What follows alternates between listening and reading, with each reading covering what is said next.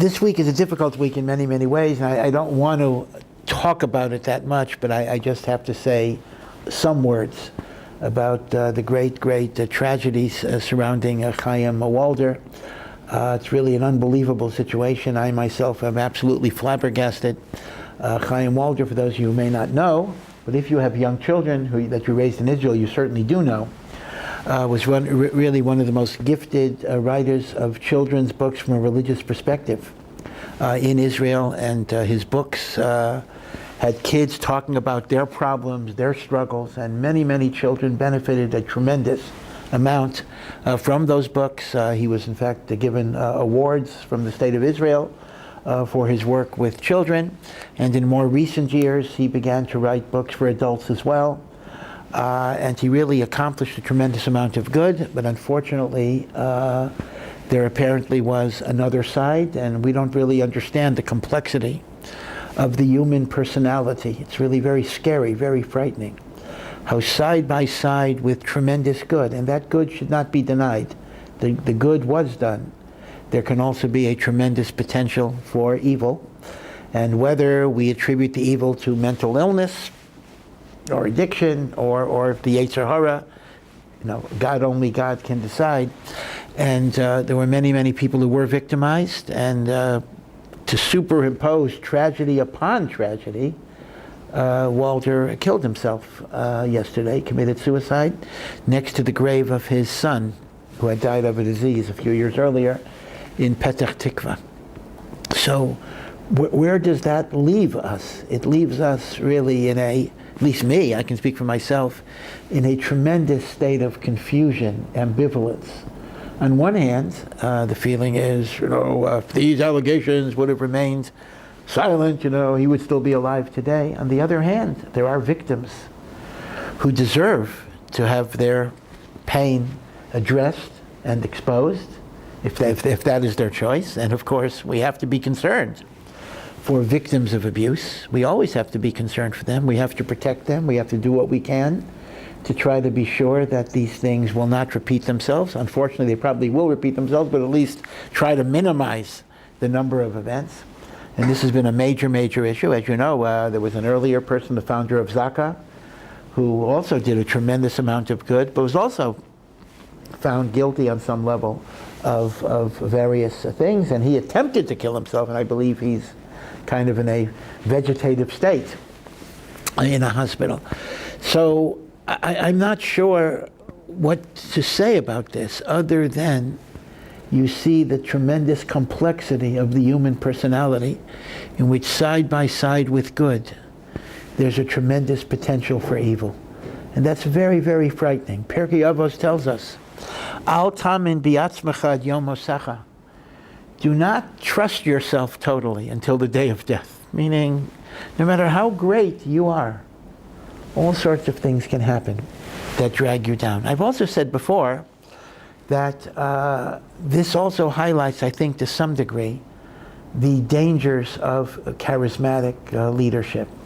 And that is, when people are charismatic and they attract people by virtue of the force of their personalities, that's a wonderful thing. You want to be with a person, you want to learn from a person, they inspire you. But there's a bit of a danger that as a person gets impressed by his own charisma, there's an idea that sometimes the rules that apply to everybody else don't have to apply to you. So Shlomo HaMelech made that mistake. The Torah says a king is not supposed to have too many horses, lest he bring his people down to Mitzrayim to accumulate horses. Shlomo HaMelech says, hey, I'm smart enough, I'm not going to fall into that trap. Doesn't apply to me. So he started increasing his horses, and eventually he sent people down to Mitzrayim. A king is not allowed to have too many wives, no more than 18. Lest he become distracted. Shlomo says, unable to focus. Shlomo says, me? The wisest of all people? Not going to happen. But it happens. Now the Torah sets up a system. If you simply follow the Shulchan Aruch, Sexual abuse is almost impossible. It's almost impossible. It is impossible. You have the laws of yichud, you have the laws of negiah. If you follow those rules, just follow the rules like a pasha yid, this can never happen at all. So how does it be that a rabbi, a great person, a person of accomplishment, how does it be that this even happens? The answer is, well, again, it's much more complicated, but one of the answers is, the person says, yichud, the laws of yichud, these are for lowly people, who are like animals. This is not for me. I'm a saint. I'm a great person. Shlomo HaMelech made that mistake. And then what happens is, as great as you are, you don't follow the boundaries. It's not just a minor thing. I didn't follow the boundary. I had yichud with somebody. But it gets, worse and worse and worse till you're in a situation over which you have no control. So, one of the lessons is that halacha is a wise system. And halacha is not only a system for average people.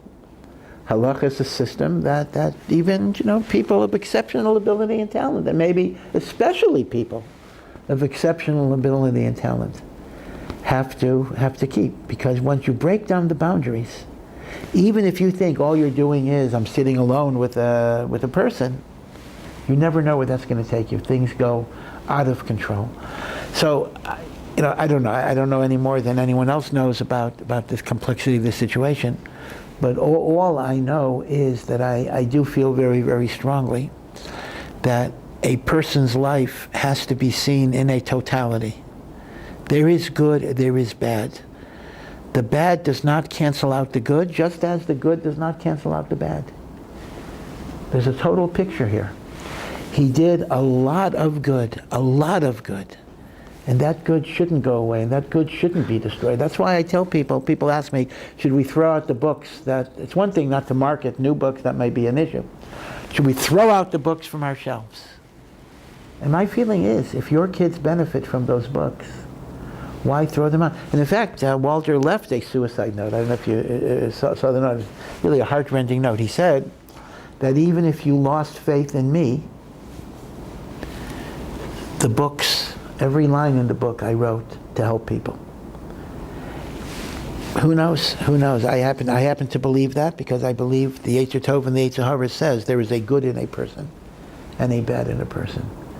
And this is a real tragedy. This is the Greek tragedy. I'll borrow the metaphor for the Torah. The Greek tragedy is not when a building falls on you. That's sad. A Greek tragedy is when a great person is destroyed because of a flaw that is within them. They are destroyed from within. That is truly tragedy.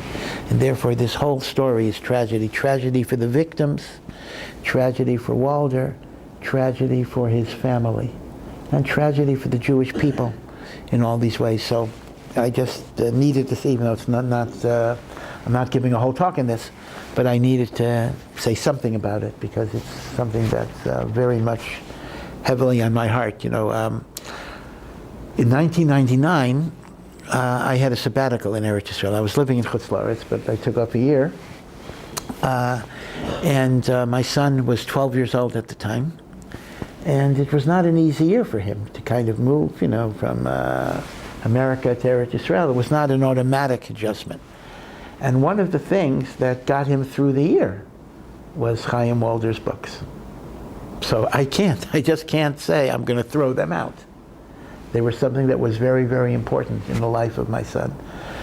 But as I say, the victims have to be a major priority as well, and they need healing. And the truth of the matter is, the suicide is also a trauma for the victims in an indirect way, because the victims might associate, and again, it's obviously not their fault, they did what they had to do, but psychologically they might associate his death with their reporting it.